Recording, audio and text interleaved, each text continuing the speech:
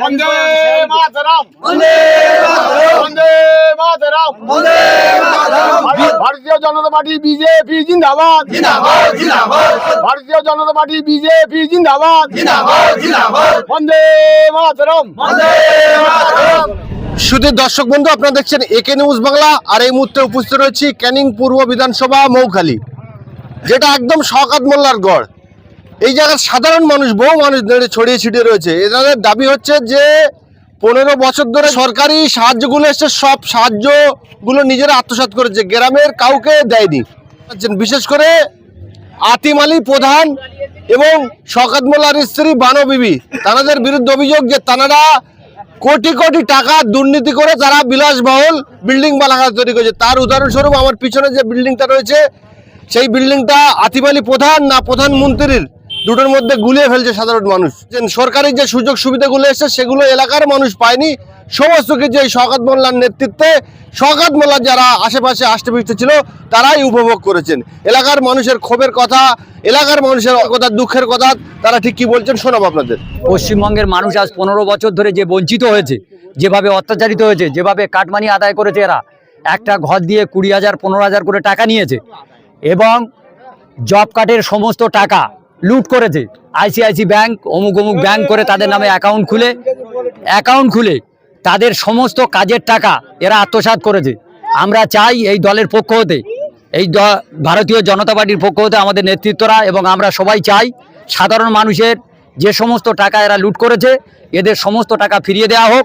এবং কাটমানির যে একটা ঘর 1,20,000 টাকা, 1,20,000 টাকা, 1,10,000 টাকা, এখান থেকে 20,000 30,000 করে টাকা নিয়েছে। আমরা ভারতীয় জনতা পার্টির পক্ষ থেকে বিডিও সাহেবের কাছে আবেদন করেছি, এই অঞ্চলে আমাদের তাম্বুলদা 1 অঞ্চলে যে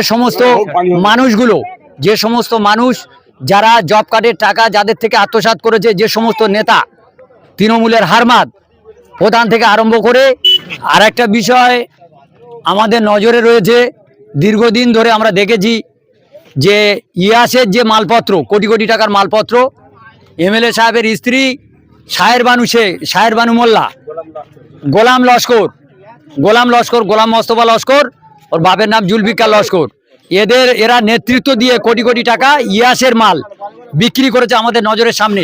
তখন আমরা এদের বিরুদ্ধে কোনো কথা বলতে পারিনি, প্রশাসনের দ্বারস্থ হতে পারিনি। প্রশাসনের উদ্যোগী হয়ে, সর্বান্তকরণের উদ্যোগী হয়ে এই পুরনো যে ত্রাণের মাল যে লুট করে বানু কোটি কোটি টাকা ইনকাম করেছে এবং আত্মসাৎ করেছে, এই জন্য আমরা প্রশাসনের কাছে দাবি করছি তারা তদন্ত করে ওই কেসটা স্বতঃপ্রণোদিতভাবে উত্থাপন করে তার বিরুদ্ধে আইন অনুগ ব্যবস্থা নেওয়া হোক। আপনারা মিডিয়াতে দাবি করলে হবে না? প্রশাসনকে কি বিষয়? প্রশাসনকে আমরা জানিয়েছি, বিভিন্ন বিষয়ে জানিয়েছি। এই এলাকার না, লিখিতভাবে আমরা জানিয়েছি। সেই সমস্ত বিষয়গুলো যাতে প্রশাসন উদ্যোগী হয়ে আমাদের ওই দাবি দেওয়াগুলো বা আমাদের যে প্রশাসনের কাছে আমরা যে দাবি করেছি যে এই জিনিসগুলো তদন্ত করা হোক। পুনরায় এই বিষয়টা প্রশাসনের কাছে আমরা বলছি, আবার মিডিয়ার মাধ্যমে বলছি, তারা যেন বিষয়টা আবার নতুন করে স্বতঃপ্রণোদিতভাবে কেস রুজু করে তার বিরুদ্ধে তদন্ত করা হোক। ইয়াসের মাল কোটি কোটি টাকা বিক্রি করে। এইটা হচ্ছে আতিয়ার রহমান শেখ, বাপের নাম মর্জেদ শেখ। ইনি দীর্ঘদিন ধরে তৃণমূলের রাজনীতির সঙ্গে যুক্ত ছিল এবং ওনার পুত্রবধূ এখন বর্তমানে তাম্বুলদা 1 অঞ্চলের প্রধান আজমিরা শেখ। এখন বকলমে উনি প্রধানই চালাতো। এই মুহূর্তে হয়তো যায় না অফিস আদালতে, জানি না কি করছে। এখন প্রধান যায়, ওনার পুত্রবধূ যায়, উনি তো সব কিছু তদারকি করেন, দেখেন। এবং সাধারণ মানুষ গেলে এই তো কিছুদিন পূর্বে যখন এমএলএ সাহেব গ্রেপ্তার হয়নি, তার পূর্বে সাধারণ মানুষের কোনো জিনিসপত্র থেকে আরম্ভ করে, কোনো ত্রাণের মাল থেকে আরম্ভ করে, কোনো রিলিফ থেকে আরম্ভ করে সরকারিভাবে যেগুলো আসতো সব আত্মসাৎ করে খেত, সাধারণ মানুষকে দিত না। সব ওর নেতৃত্বে ওই এমএলএ সাহেবের বউ ও এইসব এরা ভাগ্য করে খেত। এই ঘরটায় বাস করে যিনি প্রধান হয়েছে তার শ্বশুর আতিম আলী শেখ, আতিয়ার রহমান শেখ।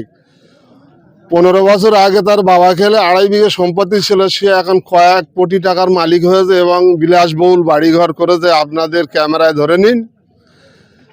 দক্ষিণ মৌখালি থেকে আর উত্তর মৌখালি পর্যন্ত এমন একটা জায়গা নেই যে ওরা সেই জায়গাগুলো নেয়নি। সাধারণ মানুষের জায়গা, রাস্তার ঘাট জায়গা, নদীর চড় ভাড়াটিয়ে জায়গা এবং মানুষের বিলি করা জায়গা, বামপন পার্টি বিলি করেছিল সেই 1 বিঘে 2 বিঘে করে জায়গাগুলো তারা একাকার করে নিয়ে মাছ চাষের জায়গা করে নিয়ে হাজার হাজার বিঘে, শহ শহ বিঘে, লক্ষ লক্ষ কোটি কোটি টাকা এবং সরকারি অনুদান অন্যায় পঞ্চায়েতে যা সমস্ত এসছে, পাওয়ার টিলার থেকে শুরু করে স্প্রে মেশিন থেকে শুরু করে সমস্ত কিছু আশ্বাস করছে। কোনো মানুষ, সাধারণ মানুষের চোখে আসেনি যে আজকের একটা সরকারি জিনিস আমি পেয়েছি। এরকম কোনো মানুষ যদি একটা তেরফুলের দাবি করতে যায় তা বলছে পঞ্চায়েতের কাছ থেকে চিঠি নোটিশ নিয়ে এসো, তারপর তোমাকে দেবো।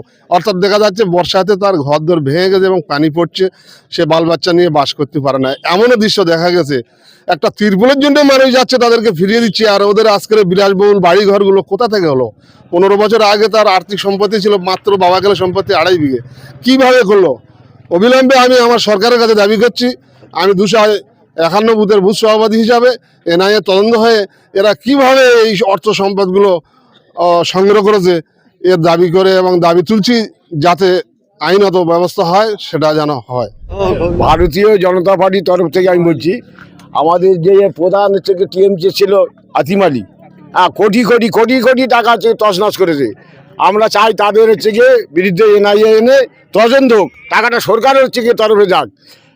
এবং শওকত মোল্লার স্ত্রী বানু, তার মেয়ে যেসব কাজ কারবার করেছে, লোকের কোটি কোটি টাকার হাঁড়ি খোলা সরকারি সব বিক্রি করে নিয়েছে, সেগুলো হচ্ছে এনআইএ তদন্ত হয়ে সরকারের ঘরে যাক, এই হচ্ছে দাবি। আর তাদের হচ্ছে গিয়ে আমরা গ্রেপ্তার চাই।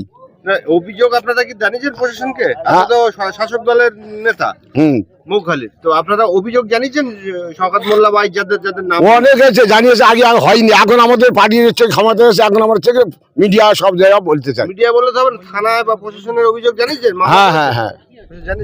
শওকত মোল্লা সম্পর্কে আর কি বলবো, সবাই তো এখানে যারা আছে সবাই জানে শওকত মোল্লা কিভাবে কোথায় আছে এখন, তাও সবাই জানে। তো জানা সেই শওকত মোল্লার যে মানে একক মানে আধিপত্য কায়েম হতো এই বলাকে, সেটা তো আজ নেই।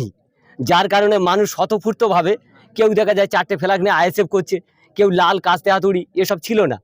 কিন্তু আমরা তাদের ডাকছি, বলি এই যে আইএসএফ বা কাস্তে হাতুড়ি এগুলো নিয়ে আমাদের ওই রাজ্যে এগোনো যাবে না, আর রাজ্যের কোনো কর্মসূচি আমরা পাবো না। আমাদের রাজ্য কেন্দ্র মিলিয়ে আমাদের এখন বিজেপি সরকার চলছে, এই সরকারের হাত ধরে এখন আমরা যারা এখানে আছি, আমাদের বইয়ের যখন 1,500 1,000 টাকা ছিল, এখন 3,000 টাকা অন্নপূর্ণা ভাণ্ডার ঢুকছে। আমাদের বাড়ির বৃদ্ধ বাবা মা তাদের পয়সা ঢুকছে।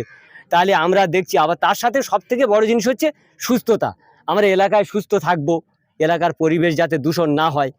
শওকত মোল্লার সাথে যেসব প্রধান ছিল, যারা মেম্বার ছিল, তারা এখন কি করছে? তারা কোথায়? তারা তো, তাদের তো আমরা এখানে যারা আছে কেউ দেখতে পাচ্ছি কিনা জানি না, আমরা তো কারো চোখে দেখতে পাচ্ছি না, কোথায় আছে আমরা দেখতে পাচ্ছি না।